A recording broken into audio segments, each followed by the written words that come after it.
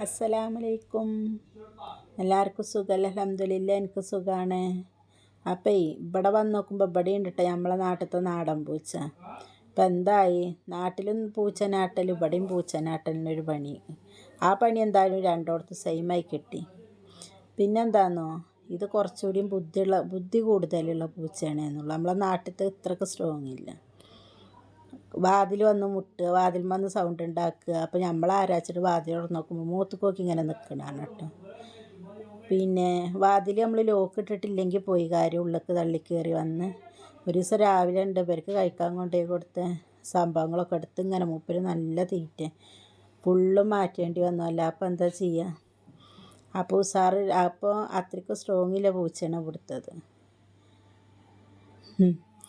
ഭയങ്കര പാവാട്ടോ. വിശന്ന അപ്പോൾ ഇവിടെ ഒരു ജനലുണ്ട്, അവിടെ വന്ന് ഇങ്ങനെ കരഞ്ഞ് നോക്കിയിട്ട്. അപ്പോൾ എന്തെങ്കിലും കൊടുത്താൽ പാവമാണ്. നോക്കണുണ്ടോ? ആൾ ഉഷാറാണ് കേട്ടോ.